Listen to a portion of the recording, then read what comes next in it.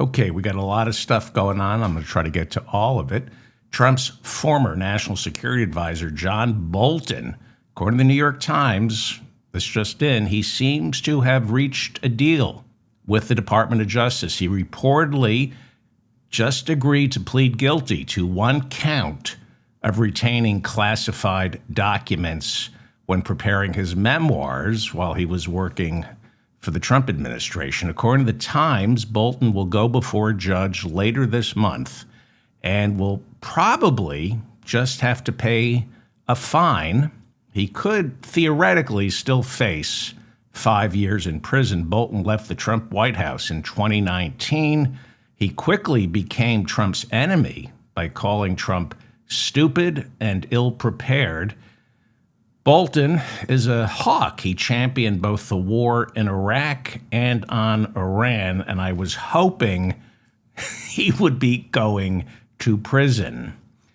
Pete Hegseth has a new hire over at the Pentagon. We have a new kid working inside the Special Operations and Low Intensity Conflict Office inside the Pentagon. They're tasked with preventing and fighting terrorism, and it's this guy, Elias Irizarry. You can see him right here on January 1st.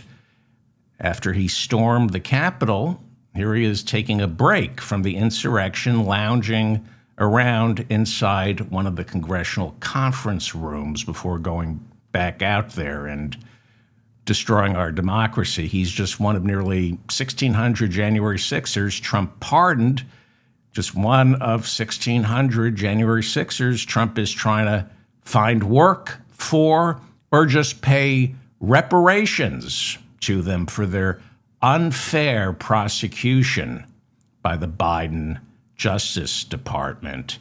Testifying before the House Ways and Means Committee, a visibly shaken Treasury Secretary, Scott Bessent, screamed slanderous after California House Democrat Linda Sanchez called this the most corrupt Treasury Department in American history.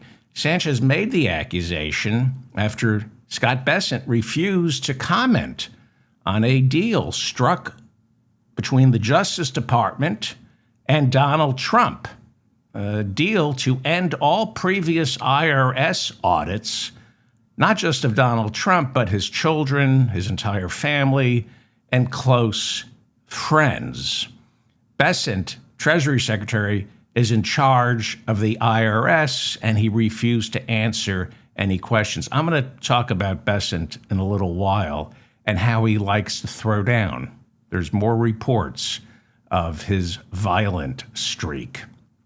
Senate Majority Leader Chuck Schumer is attempting to attach to a Homeland Security Appropriations bill an amendment that would permanently ban Donald Trump from setting up that $1.8 billion slush fund as part of this deal that Trump struck with himself, essentially.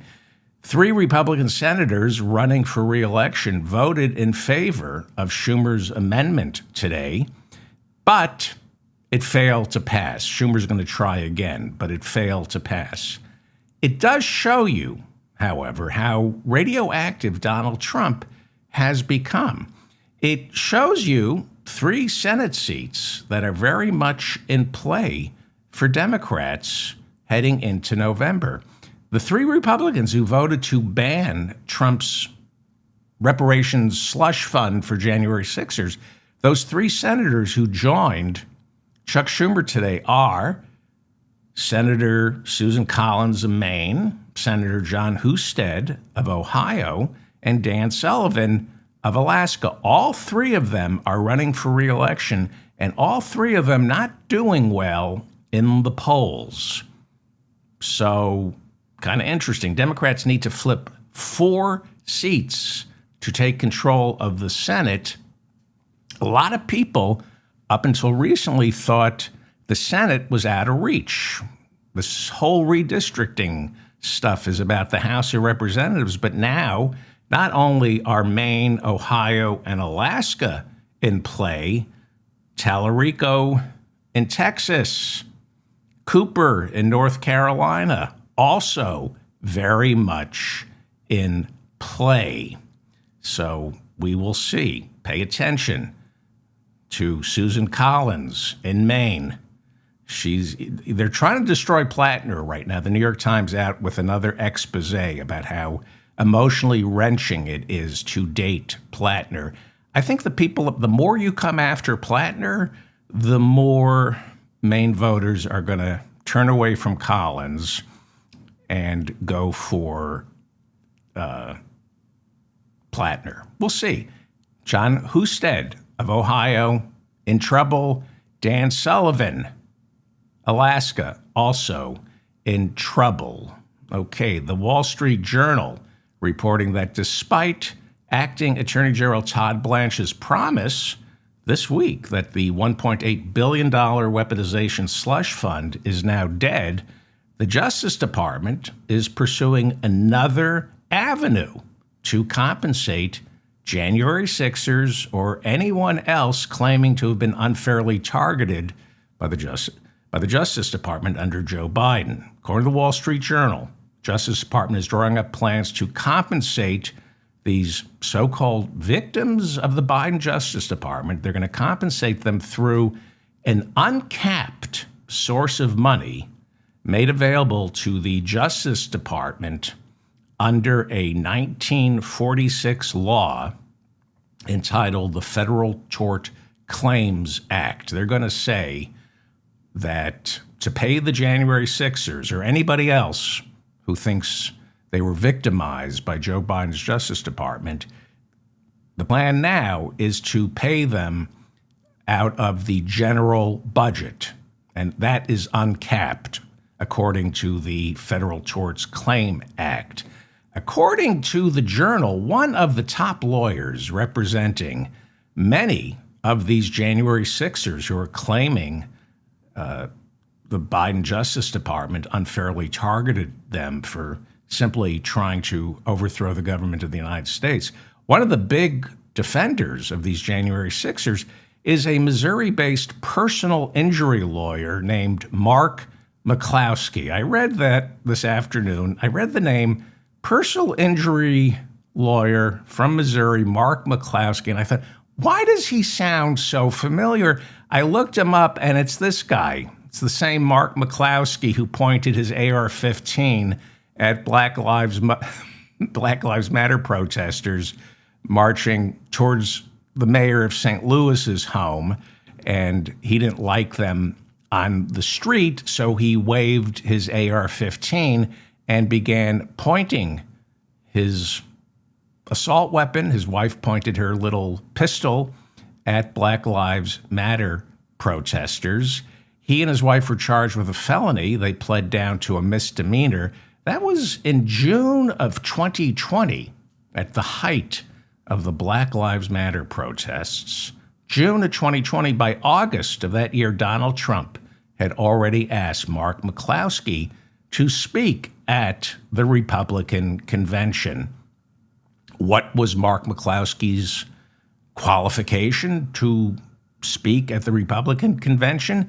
He pointed his AR-15 at Black Lives Matter protesters.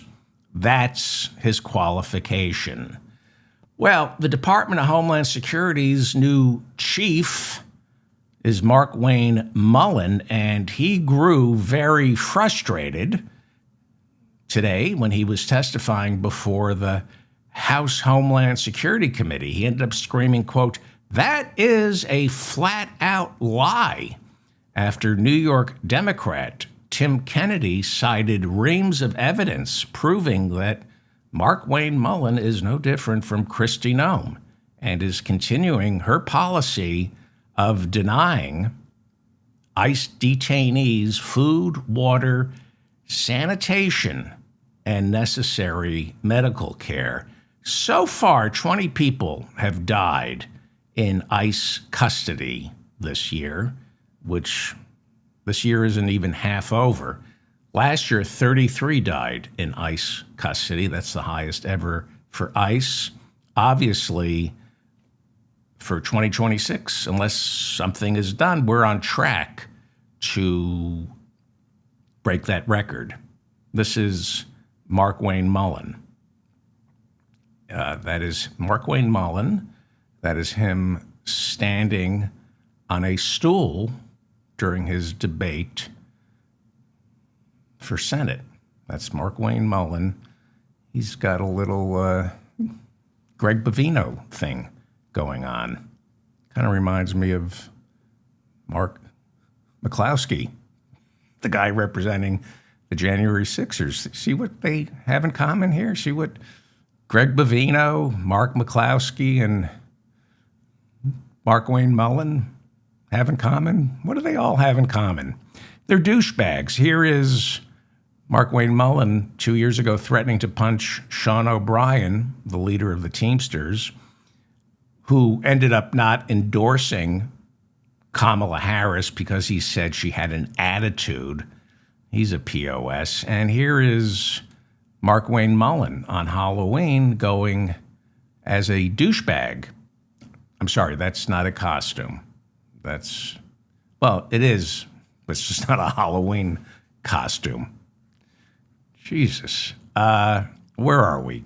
Candace Owens appearing on Russian state television yesterday said she's hoping Tucker Carlson runs for president in 2028. Owens was attending Moscow's version of a Davos summit, which was attended by entrepreneurs like former movie star, martial arts expert Steven Seagal, and Andrew Tate.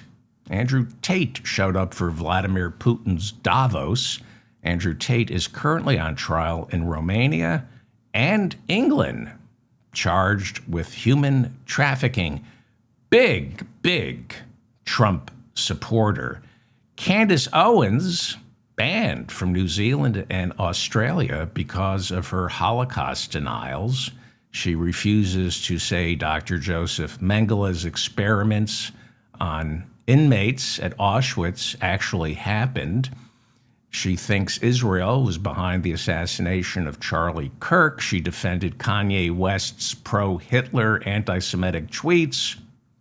And she repeatedly claims Hollywood is controlled by the Jews. Well, she was interviewed in Moscow for Russian television yesterday by former CNN anchor Rick Sanchez. Remember Rick Sanchez? Remember him?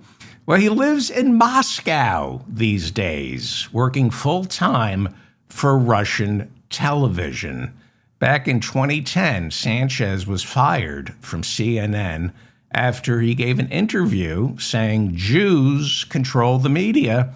Now he's living in Moscow, working for Putin, talking with Candace Owens. And I'm sure Candace Owens and Rick Sanchez are having a field day with news that Scott Pelley just got fired from 60 Minutes after challenging the qualifications of 60 Minutes' new executive producer, Nick Bilton. During an all-hands-on-deck staff meeting for 60 Minutes, Scott Pelley questioned Bilton's qualifications to run 60 Minutes and then, in front of everybody, accused the new head of CBS News, Barry Weiss, a devout Zionist. He accused her of attempting to murder 60 Minutes. In the past 2 weeks, Barry Weiss fired 2 other 60 Minutes correspondents because they stood up to her after she tried to tone down an expose on that El Salvadoran torture chamber ICE is sending detainees, including Abrego Garcia. Remember, Abrego Garcia was accidentally rounded up by ICE. Garcia has since made it back to the United States, and Barry Weiss took her sweet time on allowing 60 Minutes to do their expose on the El Salvadoran torture chamber. Nick Bilton was hired to run 60 Minutes. Like Barry Weiss, he has no background in broadcast journalism, and Barry Weiss is continuing to come under attack for her conservative, pro-Israeli leanings, as well as her intent to further the corporate interests of this turd, David Ellison, the new owner of CBS News, and he's soon to be the owner of CNN. David Ellison, turd, is the son of turd billionaire Larry Ellison, who made billions and billions of dollars through Oracle software. And this is why the turd, David Ellison, will fail. He's just the son of. He's a Nepo billionaire. And he's going to fail and bring everyone down with him. He's already destroyed The Late Show. Got the number one show on late night television. This turd, David Ellison, destroyed it, even though it was making money. And I don't have time to go over it, but I can show you that it was making a lot of money. But he caved to pressure from Donald Trump because he's a cowardly turd who needs his father's money to move ahead in life. And so they destroyed the Late Show with Stephen Colbert, and now they're destroying 60 Minutes. Daily Beast, by the way, is reporting CBS Late Night used to be the number one show in its time slot up until last week when they got rid of Colbert. The new host, Byron Allen, and his show Comics Unleashed is scoring only 628,000 viewers. That is a 65% drop in probably 7 days since Colbert left. In the coveted 18 to 49 demo, he's only got 82,000 viewers. Good work, turd. David Ellison spending your father's billions. You're not a man, David Ellison. You're not a real man. Anybody who is the son of a billionaire and needs his father's billions to justify his existence is not a man. You're a turd, David Ellison. And so are you, Barry Weiss. Wednesday morning, Ukrainian drones struck an oil refinery and a naval base inside the Russian city of St. Petersburg. It forced the local airport to close for 5 hours. Last week, British intelligence estimated that nearly 500,000 Russian soldiers have been killed in battle since the 2022 invasion of Ukraine. Remember that meeting in the Oval Office between Trump and Zelensky last year? Remember Trump was saying, you don't have the cards, Putin does? This is the first time since World War II that St. Petersburg and Moscow have come under attack by missiles. The Economist out with a new poll showing twice as many people believe Donald Trump sexually assaulted E. Jean Carroll as those who don't believe he sexually assaulted her. Here's the question they were asked. E. Jean Carroll has accused Donald Trump of sexually assaulting her in the 1990s. Trump has denied Carroll's accusation. Who do you think is telling the truth? 46% believe E. Jean Carroll, 27% believe Donald Trump. 48% of Americans approve of the jury's decision ordering Trump to pay E. Jean Carroll close to $90 million in damages. Only 30% disapprove of the unanimous jury verdict, which said Donald Trump has to pay her close to $90 million. He has lost appeal after appeal. Now it's before the Supreme Court. He's claiming that when she made the accusation he was president, she made the accusation in 2019. Yeah, so he has immunity. Well, you don't have immunity from civil prosecution for anything you did. Fitzgerald versus Nixon says a sitting president does not have immunity from civil lawsuits for anything he did as president as long as it wasn't an official act. And I've gone over Article 2 of the Constitution. Nothing in it says the official act of president is defaming a woman he sexually assaulted. It's not in the Constitution. But he's got donors' money to spend on legal fees. I don't know if the Supreme Court is going to hear his appeal, which is why last week CNN reporting that Todd Blanche's Department of Justice opened up a criminal investigation looking into allegations that E. Jean Carroll perjured herself during a 2022 deposition when she testified that her legal fees were not paid by any outside groups. It was later learned that billionaire Reid Hoffman had been picking up some of the tab for her lawyers, and Carroll said she was under the impression her lawyers were working on a contingency basis, would only get paid if she won. She was not a party to that deal with Reid Hoffman. And this is what the FBI is focusing on. Her perjuring herself, and she really didn't, because she said she wasn't paying attention to where the money was coming from. She just assumed Roberta Kaplan, her lawyer, wasn't getting any money. By the way, Roberta Kaplan, horrible human being. I mean, you need horrible people to defend you, but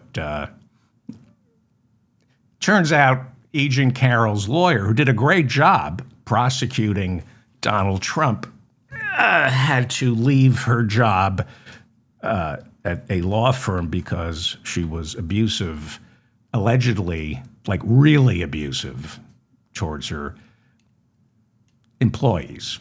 So apparently, E. Jean Carroll hired a monster who won the case. And as long as you're talking about legal fees, had Donald Trump not won in 2024, Jack Smith would have prosecuted him for wire fraud, because all of Donald Trump's legal fees still are being paid by people who donated to his Save America Super PAC. He was telling them, donate to my Super PAC and we will investigate voter fraud. And he used all the money to pay his lawyers. We learned this week that Todd Blanche, our acting attorney general, was paid $10 million in 2024 from the Save America Super PAC to defend Donald Trump in that Manhattan criminal trial, which Trump lost, and that's why he's now a convicted felon. That $10 million that Todd Blanche got from the Save America PAC, that's wire fraud, because people donated to that Save America PAC under the false pretense that voter fraud was going to be investigated. That went to lawyers and Melania's stylist. This is the Mop-Up. I'm David Feldman in New York City. Thank you for finding me. Another platform has just shut me down.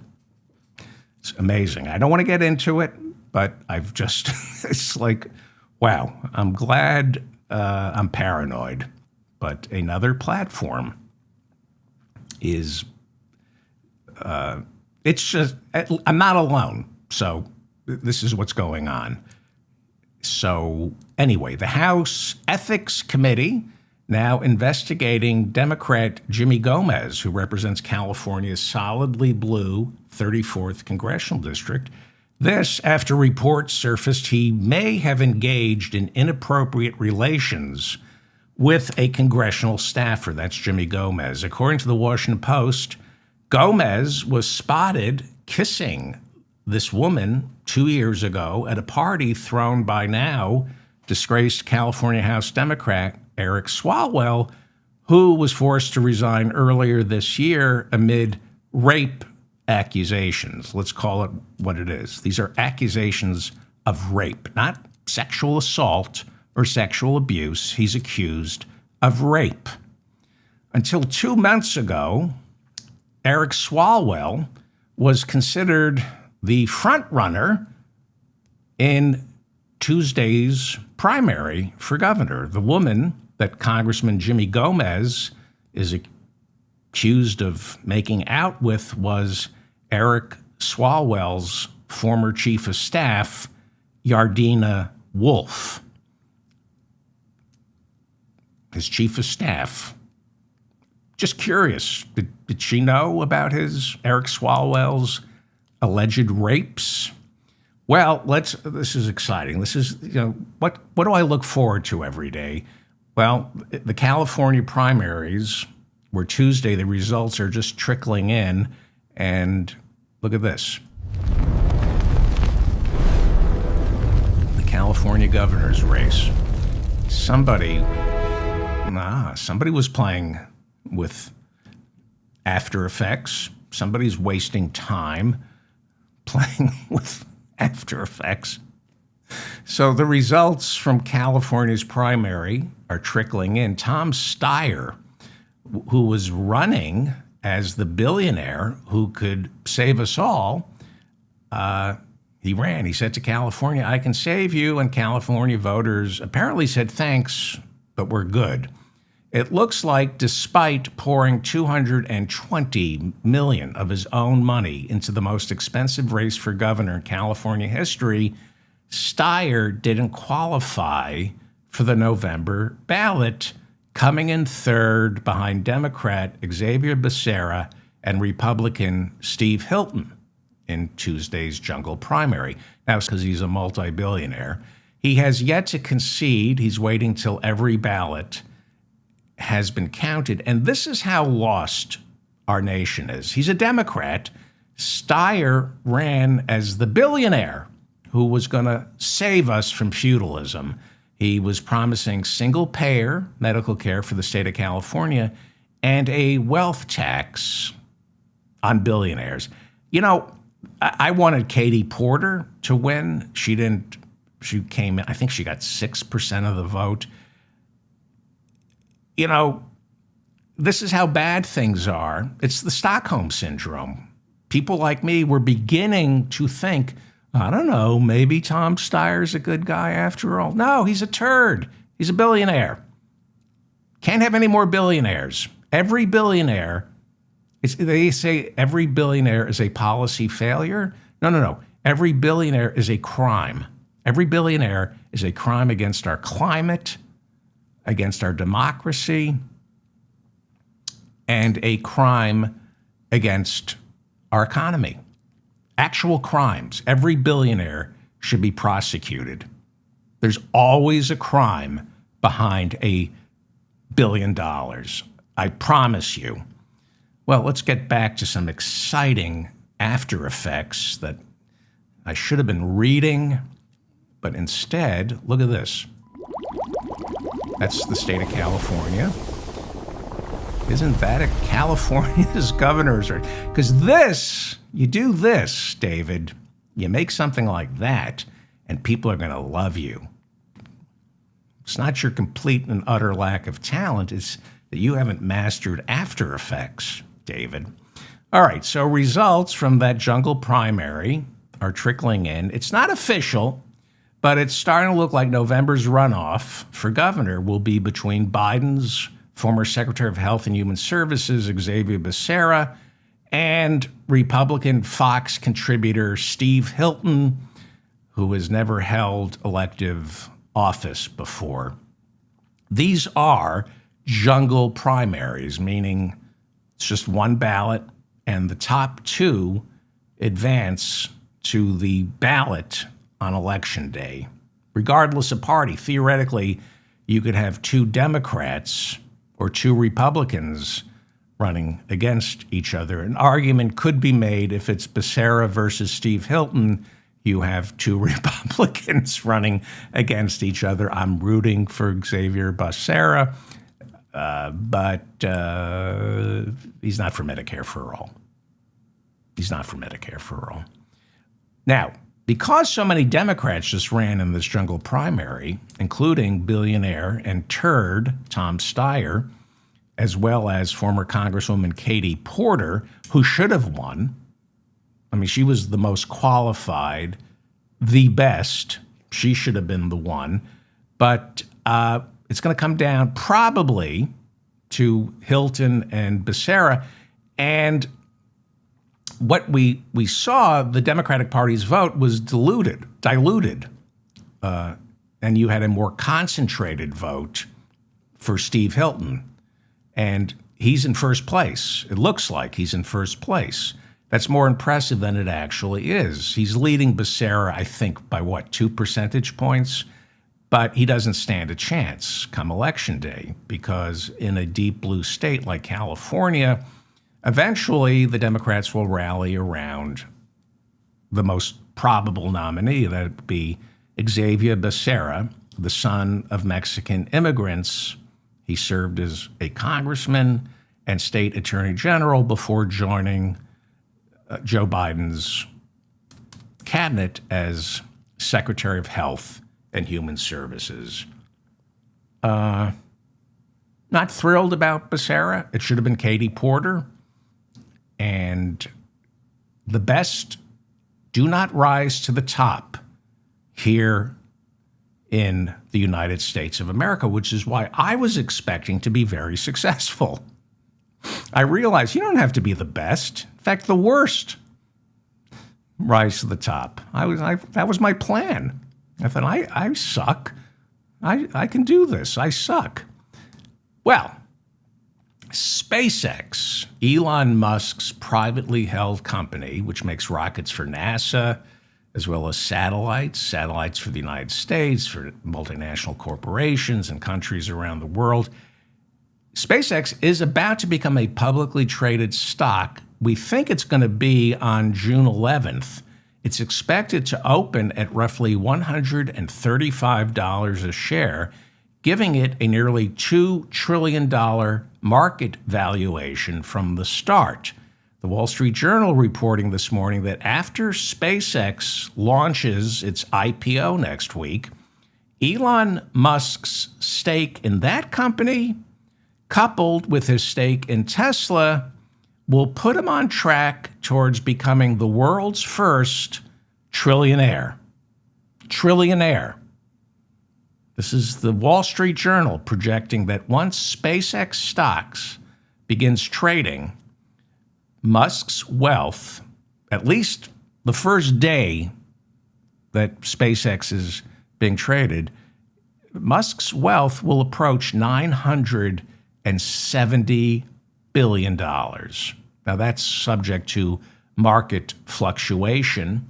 It's pretty much entirely on paper. But here we are. Elon Musk, a white supremacist, worth close to $1 trillion. Musk also owns Neuralink, which is in the forefront of brain-computer interface technology. What is brain-computer interface technology? Turning you into a cyborg, making you part human and part machine.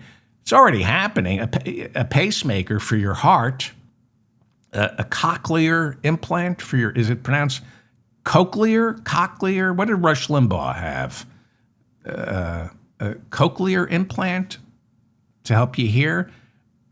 Prosthetic limbs that can now move because your mind tells them to. Those are current examples of humans becoming cyborgs, half human, half machine. And Musk's goal is to create what they call the singularity, where man and machine become indistinguishable. where humans are one with the vast network of data centers fueling AI. We're going to be tapped in. Well, some of us who swallow the chip will become one with AI and no longer human. Now, this is not Ray Bradbury. This is not Isaac Asimov. This is not Philip Dick. This is the truth.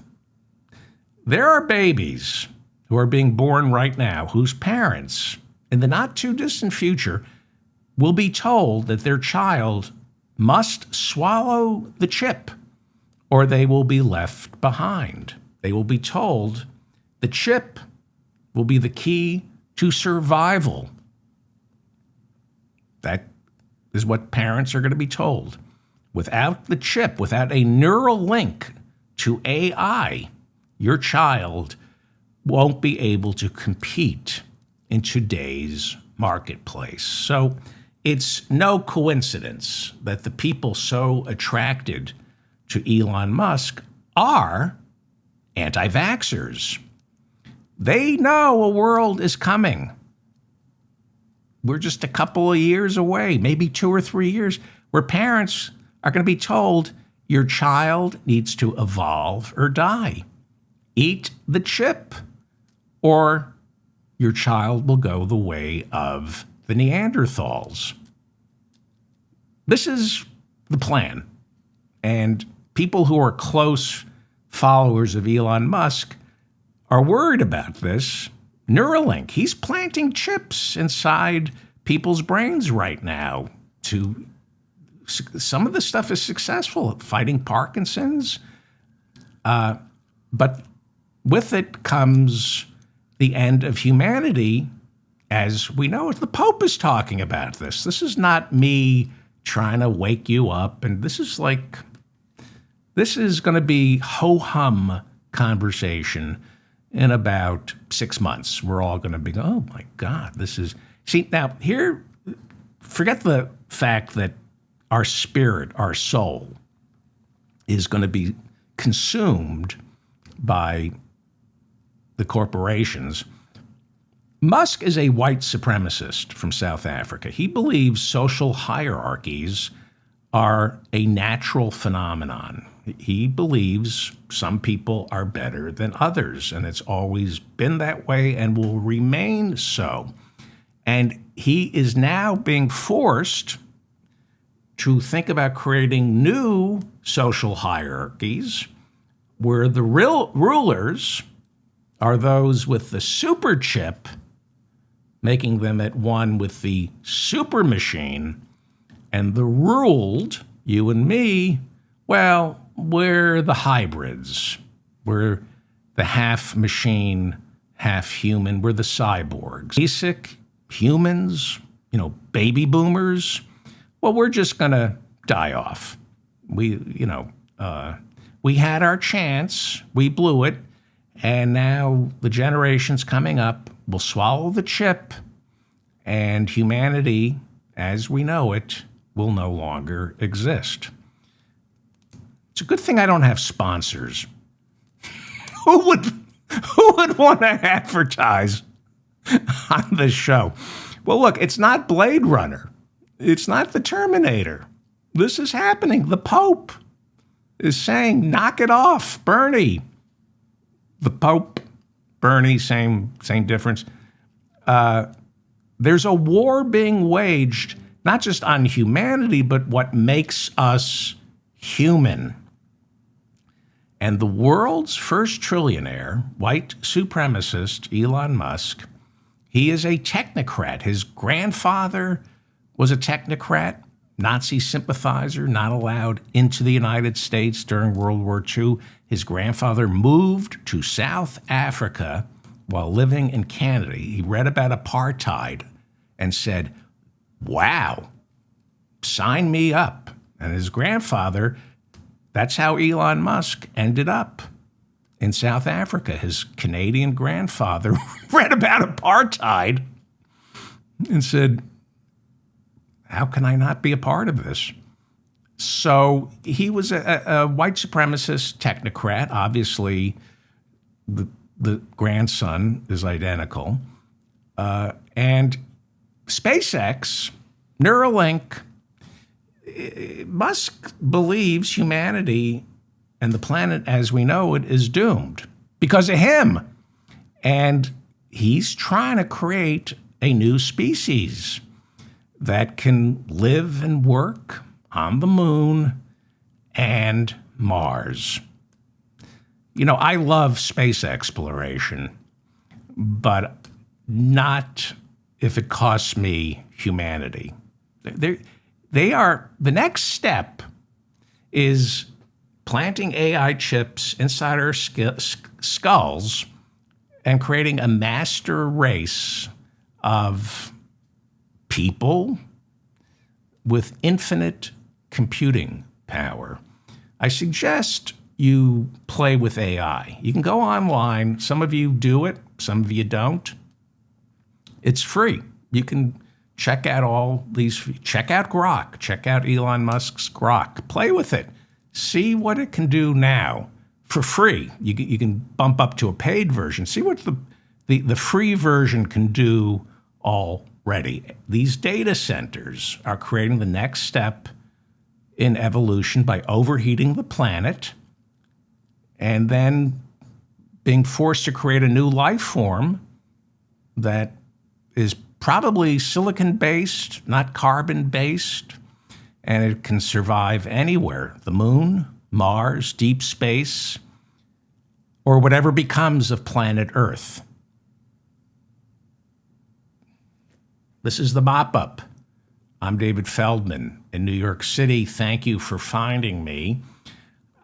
You know what's going on. There's another platform that is not shutting me down, but has admitted that it is throttling me back. It's a real thing. This is not paranoia. Well, it's partly paranoia. So please subscribe to this podcast wherever you are listening. Leave a comment. I read all your comments. Please share, like, so I remain in your algorithm. I cannot do this show without the listeners. And by the way, it is summer, or summer's about, 17 days away. This is an audio podcast. There's nothing ever you get your audio and go for a walk, go outside, listen to the show as an audio podcast. It's commercial free. Now, on some platforms, they run ads. I don't know. I have no say. It's just random, which erectile dysfunction ad they run during my show. Or there's one, a woman complaining that she can't poop. Have you seen that ad? I mean, some of these ads they run, anyway. But as an audio podcast, this show is and always has been commercial free. It's just free. And sign up for my newsletter. Go to davidfeldmanshow.com so I can stay in touch with you as it gets more difficult to be in touch with you because of turds like Barry Weiss and David Ellison, who is not a man. Not a man. His father is Larry Ellison, billionaire from Oracle. His son is not a man. If your father's a billionaire and you have to spend his billions to buy Paramount and CNN because you want to be in the movie and news business, but can't do it on your own, you're a worthless turd, David Ellison, and half a man. Half a man. And I would tell that to his face. I would say that right to his face. I think I would at this point in my life. I think at this point, where am I? Okay. The House of Representatives on Wednesday approved a war powers resolution ordering Donald Trump to end the fighting with Iran. Now, this is huge, and it's also nothing. It's political and symbolic. It's not binding. But it's huge, especially since Donald Trump called the 4 Republicans who voted to end the war in Iran, he called them guilty of treason. That's why it's huge. It's part of a process. I'm going to explain what the process is. The resolution passed in the House 215 to 2008, and it was blocked by Mike Johnson. He didn't want the vote. They released it through a discharge petition. We're getting more and more discharge petitions signed and implemented than at any time in modern American history. They're finding workarounds when it comes to Mike Johnson trying to control what gets voted on. So 215 to 208 passed. Bring the troops home. End the fighting in Iran. 4 Republicans, Thomas Massie of Kentucky, Tom Barrett of Michigan, Brian Fitzpatrick of Pennsylvania, and Warren Davidson of Ohio joined the Democrats. It heads to the Senate, where it will die. It has to die. I'm going to explain to you why. But it's still important. But it's going to die in the Senate. This is window dressing. And ending an American war starts with window dressing. Now, Treasury Secretary Scott Bessent was testifying up on Capitol Hill all week. He was before the House Ways and Means Committee today, and he refused to call the war with Iran a war. Connecticut House Democrat John Larson kept asking our Treasury Secretary if America was in fact at war with Iran, because Bessent kept calling it a conflict. Bessent refused to call it a war. Well, had we won the war in Iran, Bessent would be calling it a war. Instead, it's an excursion. That's what Trump is calling it, an excursion, a detour. It's a war that we're not winning. Everyone knows that, and Trump can't call it a war because 60 days have passed and the War Powers Resolution is supposed to kick in. But the War Powers Resolution was supposed to kick in a month ago. Well, the War Powers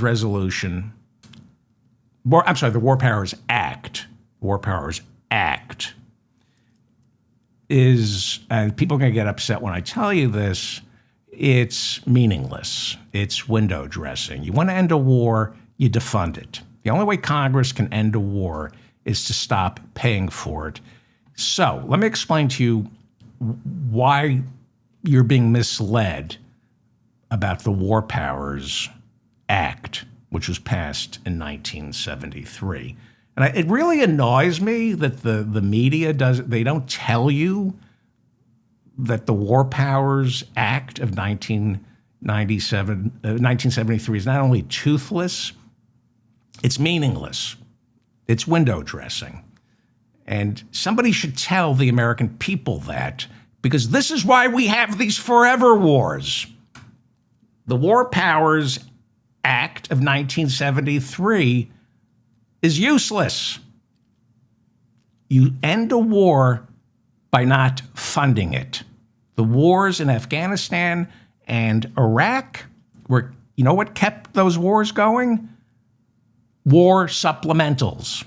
Every year and a half, Congress would pass a supplemental to fund the war.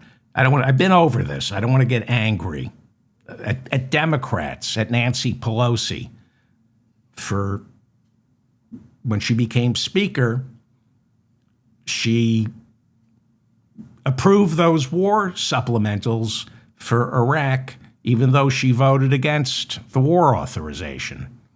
I've been over this. I don't want to talk about that. Okay? So, According to the War Powers Act passed in 1973, the Senate now has until the middle of June to approve the same resolution that just got passed in the House on end the fighting in Iran. That was the resolution that got passed by the House of Representatives invoking the War Powers Act. It's huge, but the War Powers Act is meaningless because it can't pass in the Senate. They won't allow it to pass in the Senate. If the Senate voted yes, it can't be filibustered. It's a simple thumbs up or thumbs down. According to the War Powers Act of 1973, that resolution, if passed in both the House and the Senate, automatically becomes the law. The president, according to the War Powers Act of 1973, must then end the war in Iran, which he says is not a war. President can't veto it because it's what they call a concurrent resolution. So this is really important, and this is why they don't talk about this on any other show, because it takes a while to explain. The media rather have you stay stupid and think the War Powers Act of 1973 is still in effect. It's not. But nobody has the time to explain this to you. And because they don't have the time, nobody knows how to stop a war. Okay. There are two types of bills that get passed in Congress. This is in order to understand this, you need to know the difference between a joint resolution and a concurrent resolution. If you understand the difference between a joint resolution and a concurrent resolution, then you'll understand why the War Powers Act of 1973 is meaningless. Okay. A joint resolution is a bill that needs a president's signature or a 2/3 majority in both houses of Congress to override the president's veto. If a president doesn't sign a bill or a joint resolution, that's a veto, and you need a 2/3 supermajority in both houses of Congress to override the president's veto. That's a joint resolution. A concurrent resolution doesn't involve the president. It's concurrent between the House of Representatives and the Senate. It has nothing to do with the executive branch. It's a bill that goes into effect after getting passed in the House and the Senate. That's what a concurrent resolution is. And I'm sorry, I know this is boring. I think this is fascinating, but I know most people are bored by this. You got to know the difference between a joint resolution and a concurrent resolution. So the War Powers Act of 1973 was a joint resolution. It was signed into law.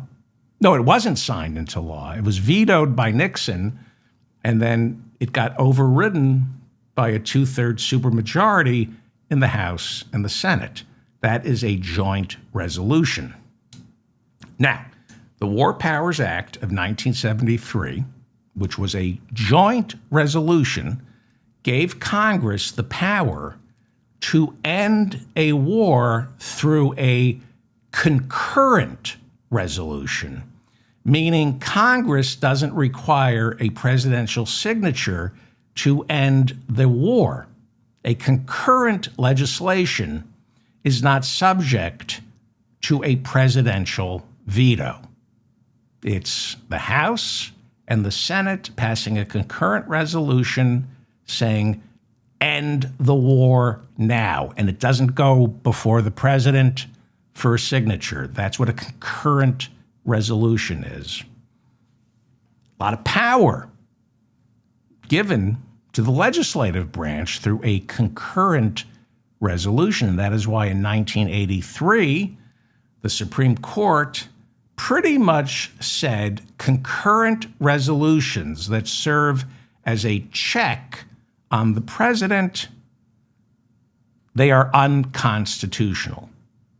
The court said, essentially, that Congress can only pass concurrent resolutions that are legally binding, that concurrent resolutions are only legally binding when it involves the day-to-day operations of the legislative branch and only the legislative branch. Any concurrent resolution, the court said, that affects the president or the courts is not legally binding. You need a joint, not a concurrent. You need a joint resolution. If you're going to pass a bill that affects the courts or the president, you need a joint resolution, and a joint resolution requires either a president's signature, or if he doesn't sign it and vetoes it, then you need a 2/3 supermajority in both the House and Senate to override a presidential veto. So, to help you remember this, because it's important, because stopping wars is important, the War Powers Act of 1973 was a joint resolution, meaning Congress and the Senate passed a bill. They gave it to President Nixon. He vetoed it. They took it back and gave they got a supermajority, 2/3 in both the House of Representatives and the Senate. They overrode Nixon's veto. It became the law. That's a joint resolution. Inside that War Powers Act of 1973 is a provision for a concurrent resolution. In that bill, they gave Congress the power to end a war through a concurrent resolution, meaning it doesn't go before the president. It's just the House and the Senate voting to end a war, simple thumbs up or thumbs down, can't be filibustered, okay? So, right now, Congress, and this is what you're going to be hearing about for the next month, Congress is pretending they have the authority to end a war through this provision in the War Powers Act, the concurrent resolution, but they don't, and they know they don't. This is a kabuki dance. The Supreme Court hasn't officially stripped the War Powers Act. They haven't overturned it because why? It's never been tested. It's never been before the Supreme Court. Deep in the bowels of Congress, they know the court would rule against any concurrent resolution ordering the president to end a war. So the House on Wednesday passed a resolution to end the war in Iran. All it needs now is to go to the Senate and get a simple majority, and that is a concurrent resolution that, according to the War Powers Act in 1974, means the war in Iran is officially over. But that will be overturned by the Supreme Court. Everyone knows it would be overturned by the Supreme Court. So Congress has kept the War Powers Act in place, the power to use a concurrent resolution to end a war. They've kept it in place by never, ever passing a concurrent resolution to end a war. That's why the Senate is never going to pass this resolution. As long as both houses of Congress never pass the concurrent resolution to end a war, it will never be challenged and then ruled unconstitutional by the Supreme Court. Congress retains the power to end a war only because they refuse to exercise that power. It should make you a little more sympathetic to members of Congress, because it's stacked against them.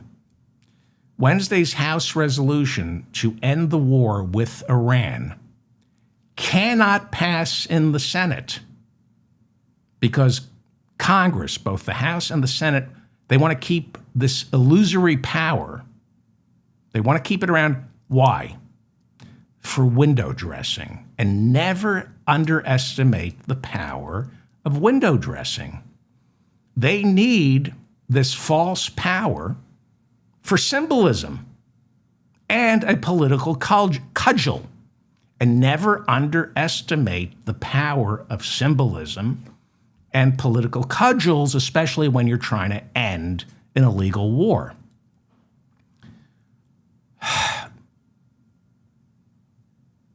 Okay.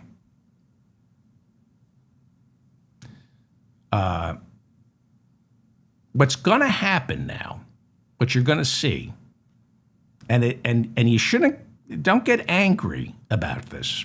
Don't get angry at Senate Minority Leader, Democrat Chuck Schumer.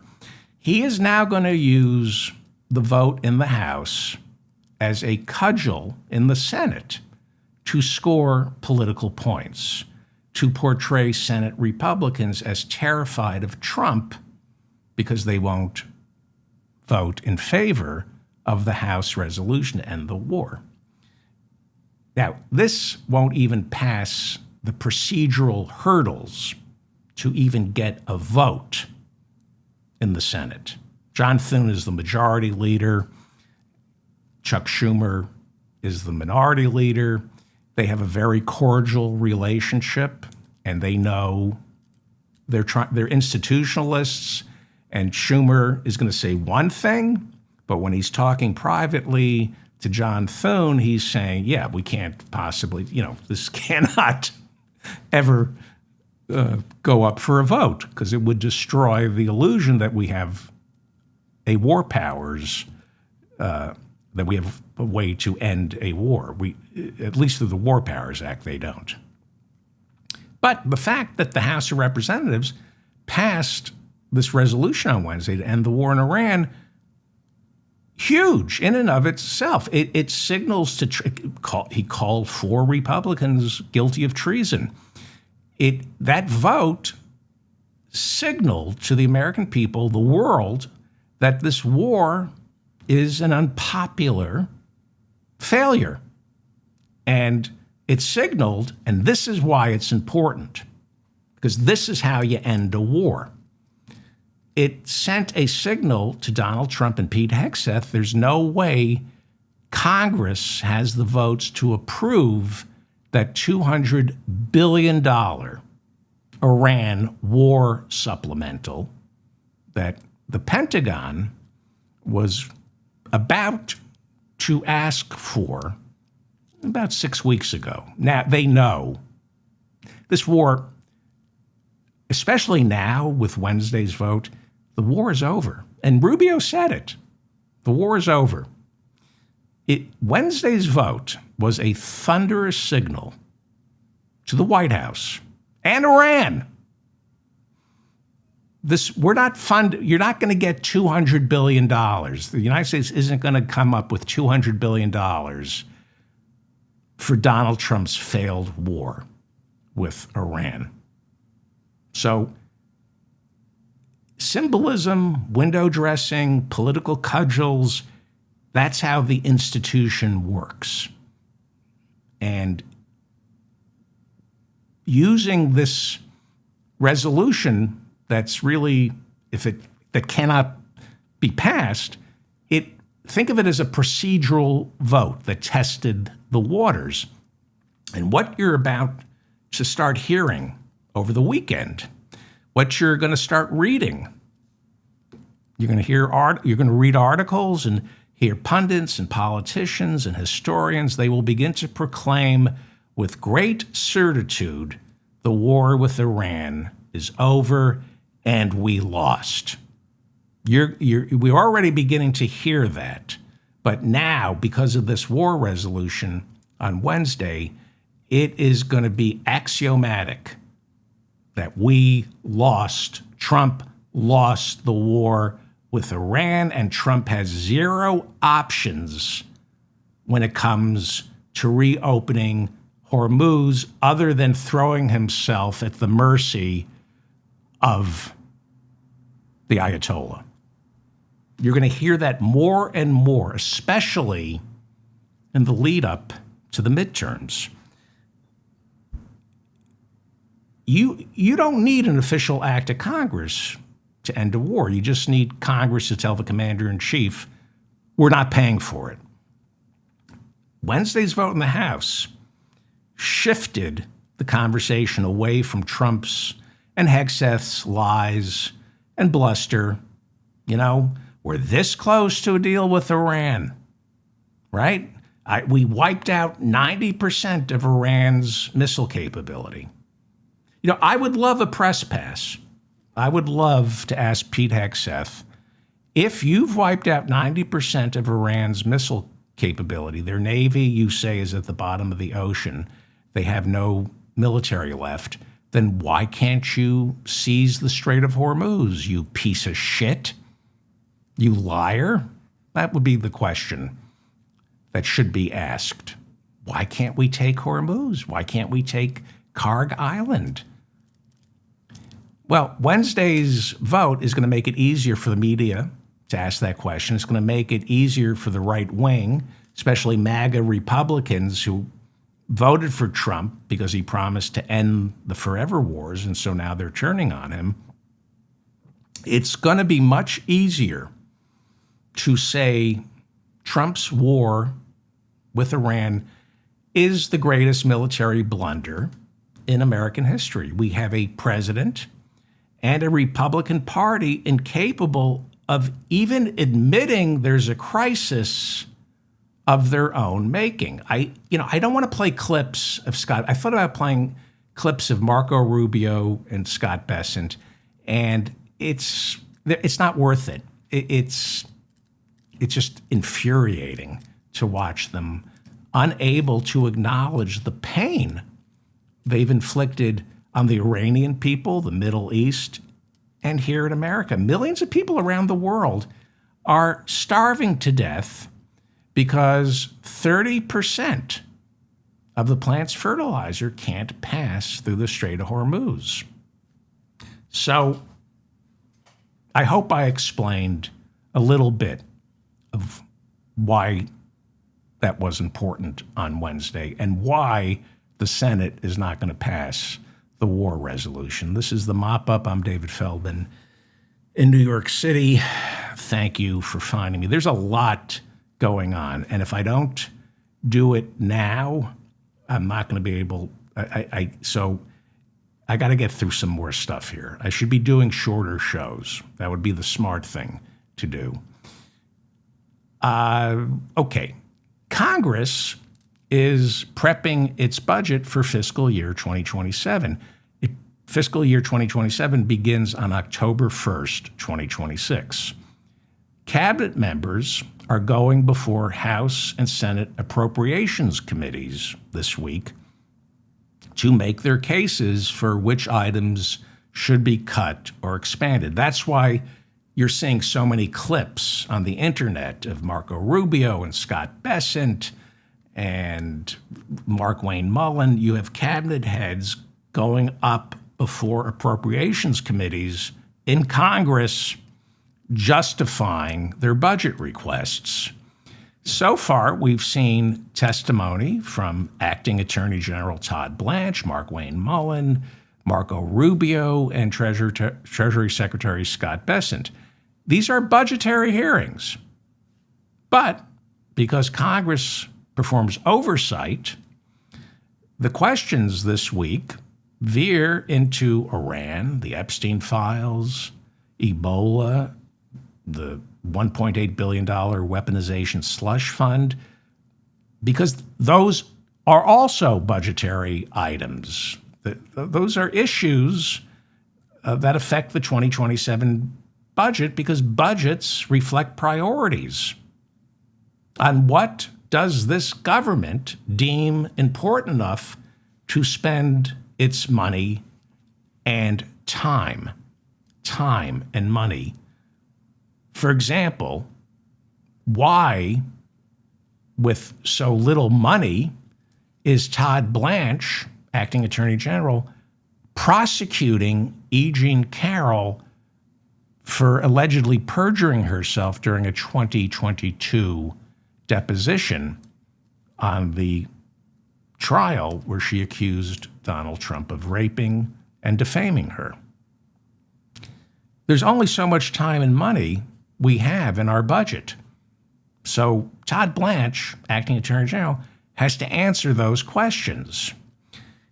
Blanche told Congress this week that $1.8 billion weaponization slush fund is officially dead. He said the DOJ will abide by a recent court order blocking the fund and said there is no intention to appeal that ruling. Then he was asked for that in writing during testimony, and he wouldn't give it. He said, I don't need to put it in writing. My sworn testimony should serve as enough of a promise that the Department of Justice will not create a fund, a reparations fund for January 6ers. Right, because you would never lie. Nobody in Trump's cabinet has ever lied under oath during congressional hearings. So Blanche saying he's not going to pursue the slush fund, it could serve as impetus to move the last piece of the 2026 budget to the finish line. The 2026 budget is not, most of it, all of it except funding for ICE and border security has been passed. But we still don't have a budget for ICE and border security because Democrats are pissed off, and rightfully so, about ICE and the for-profit detention industry. And Trump keeps attaching or wanting to attach amendments, spending bills to that last piece of funding for ICE and Border Patrol. He was hoping to attach his $1.8 billion weaponization fund to that appropriations bill. He's also thinking of attaching the $1 billion spending bill for his new ballroom to that. So that is one of the many reasons 2026 funding for ICE and Border Patrol isn't moving through Congress.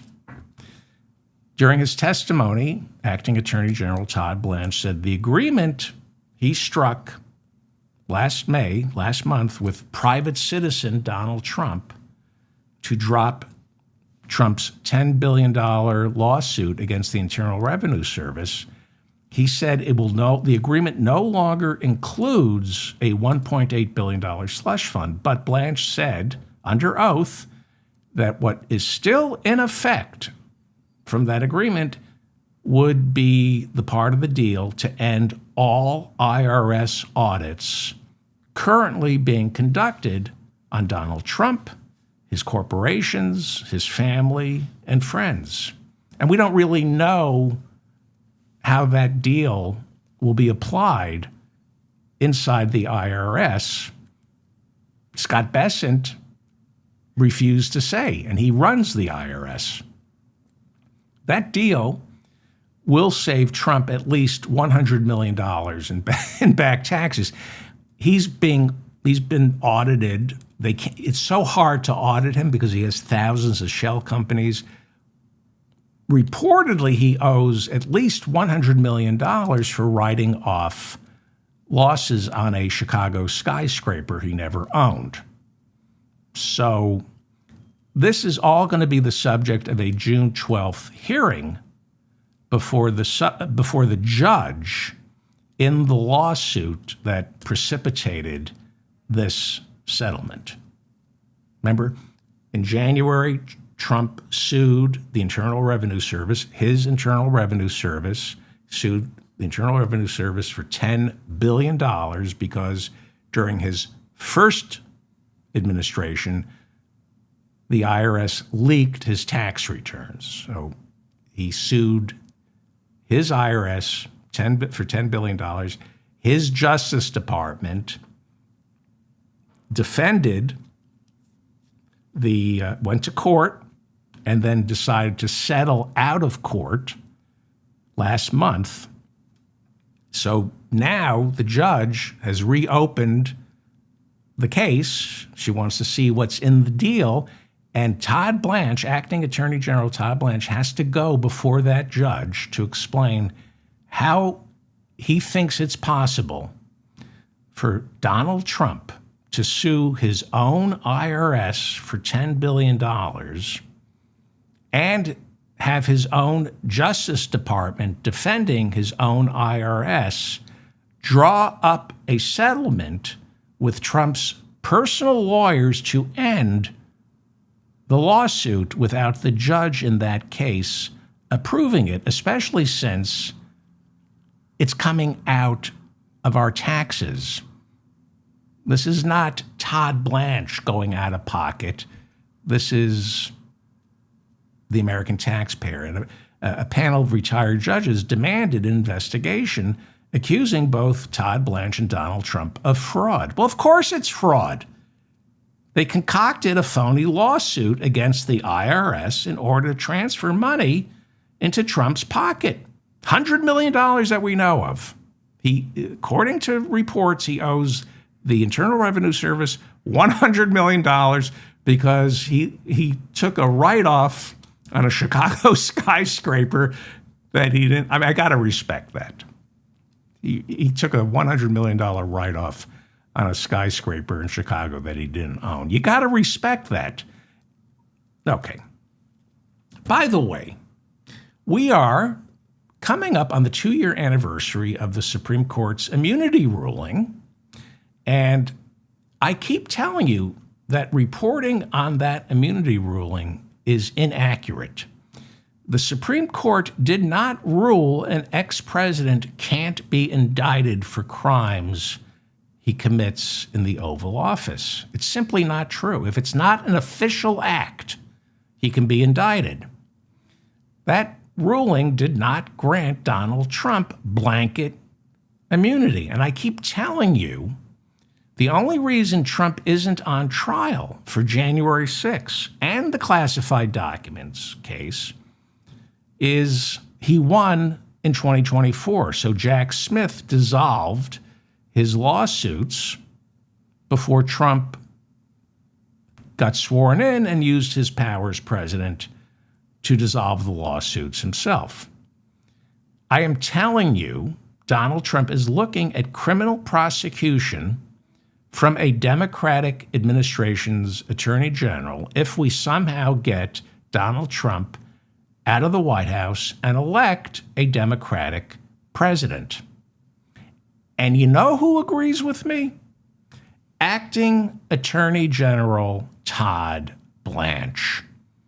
He appeared on Sean Hannity's show on Tuesday, and Blanche said exactly what I said, and he's the only person other than I who's saying it.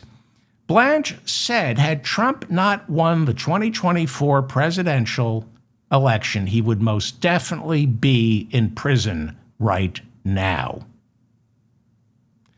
Blanche, who served as Trump's defense lawyer in that Manhattan criminal trial where Trump was found guilty 2 years ago, last month, May, 2 years ago, May of 2024, Trump was found guilty on 34 charges of hiding hush money payments to Stormy Daniels.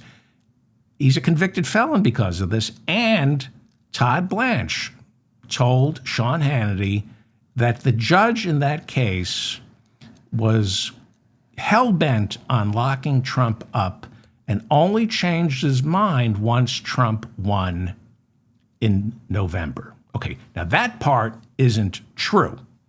That part isn't true. Judge Juan Merchan,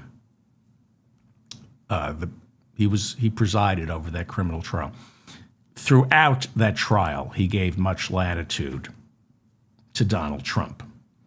And he said, I have no intention of locking you up. And he had ample opportunities to lock Trump up throughout that entire trial. Anybody else would have been locked up for contempt of court. Trump disobeyed the judge's orders. He was constantly attacking the judge's daughter, the jury, the witnesses. The judge, Judge Juan Merchan, specifically said, I refuse to lock you up because you are a former and a possible future president. Trump's behavior was so egregious, anyone else would have spent the remainder of that trial behind bars. So Todd Blanche is still a liar. For him to say the only thing preventing that judge from locking Trump up after the guilty verdict was Trump winning, well, he wasn't going to lock him up either way, because Trump was never going to go to prison for the Manhattan criminal trial. It was a bunch of misdemeanors bundled into a felony or a couple of felonies. It was chicken shit. I mean, Alvin Bragg, Todd Blanche should have been able to win that. That's what a crappy lawyer he is. But Todd Blanche was saying, yeah, they would have locked him up, and the Supreme Court would not have stopped it because January 6th, inciting an insurrection, is not an official act as president. So Todd Blanche got one thing right, and that is Trump was going to prison if he didn't win in 2024, not because of Juan Merchan and the Manhattan criminal trial. He was going to prison for the classified documents. He was going to go to prison for January 6th and wire fraud for taking money from donors and paying Todd Blanche $10 million last year. Would you give money to Donald Trump? Ask a Trump supporter. Would you donate money to a billionaire for his legal fees? Trump and Todd Blanche know that if Trump agrees to leave in 2029, it all starts over again. It's going to start if a Democrat is elected president. But even if a Republican is elected president, a president cannot pardon an ex-president out of civil lawsuits or state and local. Well, Blanche came under heavy fire this week on Capitol Hill for his heavy redactions of the Epstein files, which some lawmakers said were aimed at protecting the accused and not the victims. Blanche was accused by several members of Congress of failing to investigate Donald Trump's role in the Epstein cover-up. And then it was time for Scott Bessent to talk about the Epstein files. He testified before the Senate Finance Committee on Wednesday. And Scott Bessent, I think Scott Bessent may be next on the chopping block. It was very reminiscent of Pam Bondi's testimony before the House Judiciary Committee right before Trump fired her. He was working off the burn book. He was doing the whataboutisms. So Senator Elizabeth Warren asked Bessent about Donald Trump's investments in weapons manufacturing. I'll get to Epstein in a second. There was an exchange between Bessent and Ron Wyden that was just despicable. But Elizabeth Warren asked Scott Bessent about Donald Trump's investments in weapons manufacturers right before beginning his attacks on Iran. And all Scott Bessent could do was look inside his burn book and then suggest Congress has its own problems with lawmakers trading and selling on inside information. When Elizabeth Warren summarized Trump's thousands of trades this year, amounting to tens of millions of dollars profiting off war, all Bessent could say was members of Congress should get their own house in order. Members of Congress should not be trading stock. So this is contempt of Congress. It is contempt of congressional oversight. We saw it with Pam Bondi, and their rhetorical device is because of the deeply flawed politicians inside Congress, the legislative branch is not allowed to conduct its constitutionally prescribed responsibility to question how the Trump administration spends our government's time and money, and to question whether or not insider trading is taking place. Now, I'm not going to play the clips. I should wrap it up. There's so much to get to, and I just don't have time. Let me end with Scott Bessent. There's so much. I'm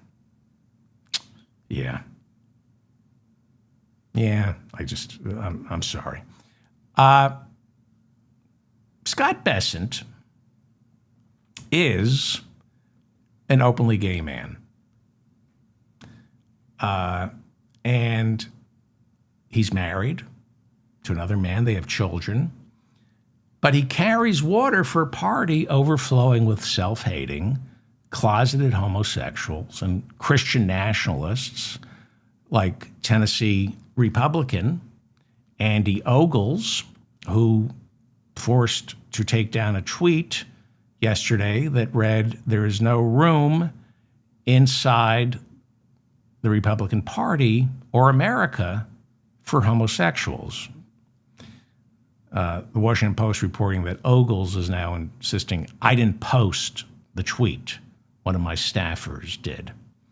So Scott Bessent is messed up in the head, not because he's gay, but because he's a gay man surrounded by homophobes, and he tends to get violent. You might remember we talked about his shoving match with Elon Musk right outside Donald Trump's Oval Office early last year. Bessent walked up to Elon Musk after a meeting about tariffs. Bessent said, "You're a fraud. You don't know what you're talking about." And he struck a rugby pose, according to all reports, and just ran into Musk, and they began wrestling right outside Donald Trump's office. According to reports in Politico last September, Scott Bessent confronted Bill Pulte, our new director of national intelligence. He confronted Pulte inside an exclusive Washington, D.C. club that was hosting a dinner for Trump's top advisors. And after, I guess there were a couple of drinks, I would assume there were a couple of drinks, Bessent threatened to punch Pulte in the face for bad-mouthing him to Trump. Pulte at the time was director of the Federal Housing Finance Agency. Now he's also acting director of national intelligence. According to Politico, Pulte at this dinner walked up to Scott Bessent to make casual conversation, and Bessent laid into him with expletive-laced threats, saying, quote, and I'm not going to say the words, but you know what, he said, "Why the F are you talking to the president about me? F you, I'm going to punch you in your effing face." So in 1 year, Bessent got into it with Musk and got into it with Bill Pulte. At one point, according to Politico, Scott Bessent wanted to take it outside. During Bessent's testimony before the Senate, did you actually threaten to punch Bill Pulte in the face? And Bessent responded, "No, sir, I actually said I was going to kick his ass," unquote. And Tom Tillis said, "Good, I share the emotion." During his testimony before the House Foreign Affairs Committee on Wednesday, Secretary of State Marco Rubio was asked by Massachusetts House Democrat Bill Keating about Bill Pulte's qualifications to serve as acting director of national intelligence. Keating asked Rubio, quote, "With all your intelligence committee experience and now as Secretary of State and National Security Advisor, in all those years of experience, have you ever, specifically in the context of the intelligence community, heard the name Bill Pulte?" And Marco Rubio responded, "In the context of intelligence, no."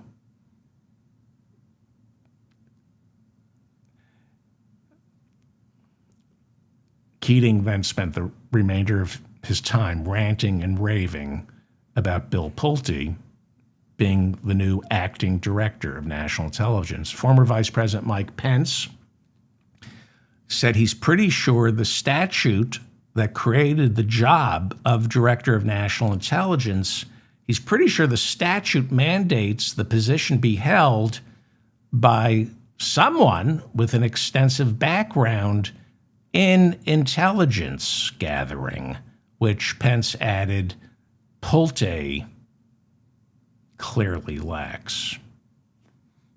So that's, I'm going to wrap it up.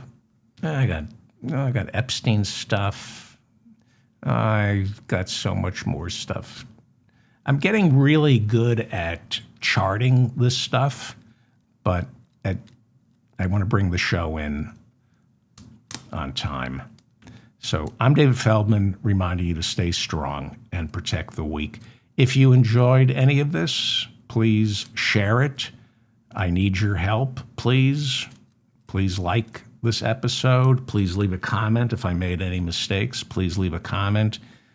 Thank you to Bob and Mila in the chat room for keeping the comments civil.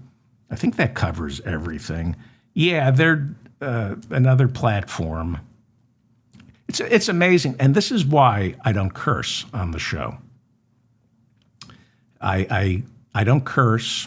One of the reasons I don't curse is I will not give anybody the opportunity to call me vulgar. If you're going to deplatform me or throttle me back, it's because of the ideas behind what I say, not how I say it. Because if you curse, if you're blasphemous, they can always use that as cover for the real reason they want to throttle you back. Doesn't surprise me what's going on. And yes, it makes me angry. Obviously, it makes me angry. Please support me. Thank you.